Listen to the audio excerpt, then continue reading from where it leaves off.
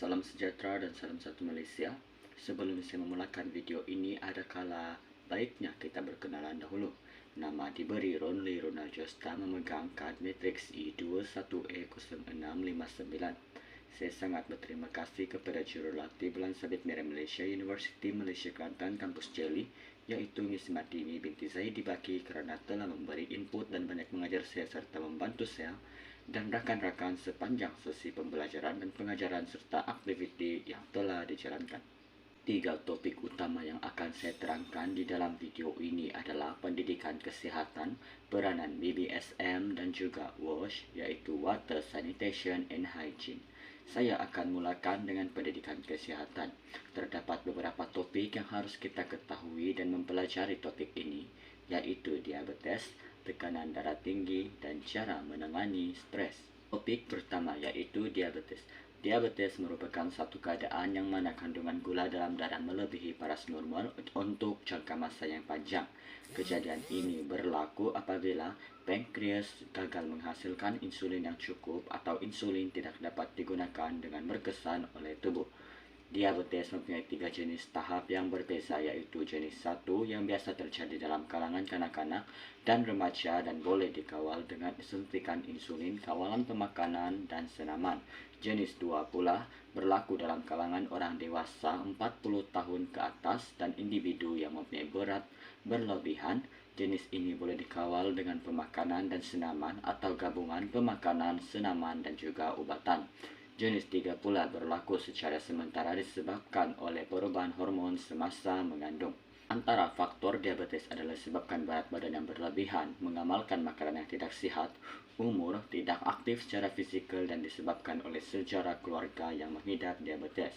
Gejala diabetes pula adalah sentiasa merasa dahaga, kerap membuang air kecil, merasa letih dan lesu, susut berat badan walaupun berselera, dan juga luka dan kudis yang lambat sembuh. Komplikasi yang akan dialami adalah penyakit buah pinggang, serangan jantung, kebutaan, tekanan darah tinggi, stroke, dan penyakit saraf.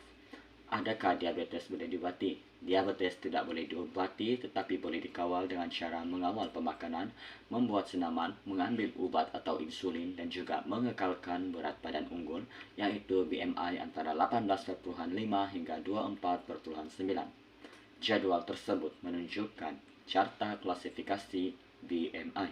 Seterusnya, penyakit tekanan darah tinggi, yang mana tekanan darah menunjukkan bacaan sistolik 140 mmHg atau lebih, atau bacaan diastolik 90 mmHg atau lebih. Jadwal ini menunjukkan klasifikasi tekanan darah tinggi.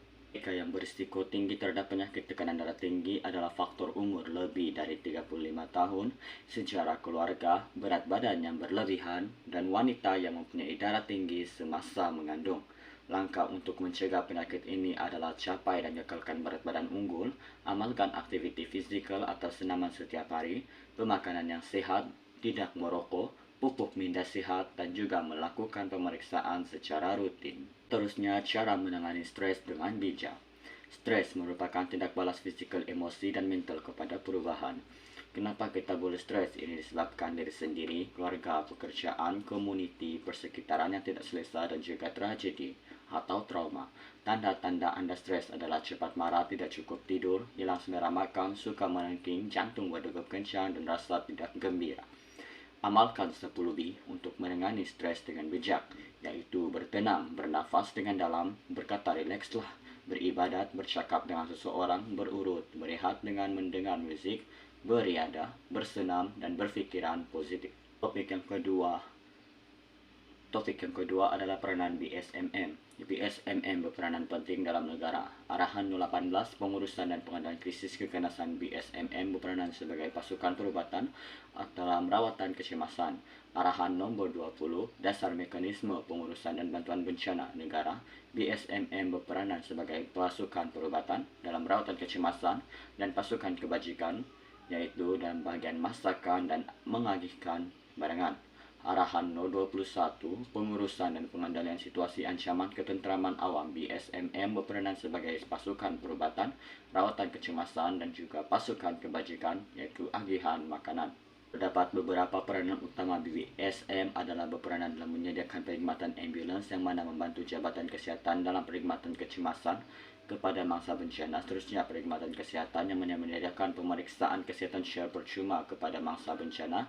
Seterusnya, masak berkelompok yang mana BSMM membantu jabatan kebajikan masyarakat menyediakan makanan kepada mangsa bencana di pusat pemindahan. BSMM juga berperanan dalam relief team yang mana BSMM menjalankan kutipan derma dan memberi barangan membersih kawasan semasa atau selepas bencana.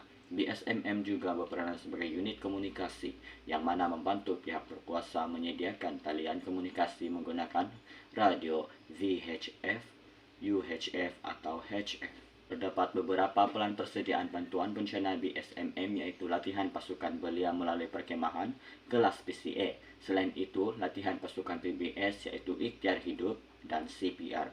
BSMM juga disediakan dengan kursus komunikasi kecemasan dan juga kursus dapur bergerak atau Clinton Cooker.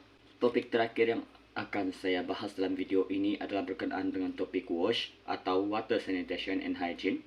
Promosi kebersihan semasa kecemasan oleh RCRC didefinisikan sebagai satu pendekatan terancang dan sistematik yang disampaikan oleh kaki tangan dan sukarelawan RCRC untuk membolehkan orang ramai mengambil tindakan bagi mencegah penyakit yang berkaitan dengan air sanitasi dan kebersihan dengan menggerakkan dan melibatkan pendudukan yang terjejas, pengetahuan dan sumber mereka, dan memaksimumkan penggunaan dan manfaat kemudahan dan alatan air dan sanitasi. Matlamat utama intervensi WASH adalah untuk mencegah dan mengurangkan penularan penyakit yang berkaitan dengan WASH. Terdapat beberapa langkah dalam pelan pembangunan kebersihan yaitu mengenal pasti masalah, mengenal pasti kumpulan sasaran, menganalisis halangan dan pendorong untuk perubahan tingkah laku, merumuskan objektif perubahan tingkah laku kebersihan, perancangan, pelaksanaan, pemantauan dan penilaian, serta kajian semula, penyelarasan semula. Penambahbaikan yang dapat saya cadangkan sepanjang mempelajari subjek ini adalah diharap supaya di masa akan datang, kelas dilaksanakan mengikut masa yang telah ditetapkan. Saya mencadangkan agar pelaksanaan sesuatu program dilaksanakan secara teratur, yang mana semua ahli dapat mengambil bahagian. Sebagai penutup, sekalung penghargaan dan terima kasih diucapkan kepada jurulatih serta rakan yang telah membantu dalam menyiapkan video refleksi jurnal ini. Antara rujukan yang telah saya gunakan sepanjang menyiapkan video jurnal ini adalah melalui beberapa sumber rujukan, yaitu internet, slide pembelajaran sepanjang semester, jurnal pelajar lepasan, dan juga video jurnal.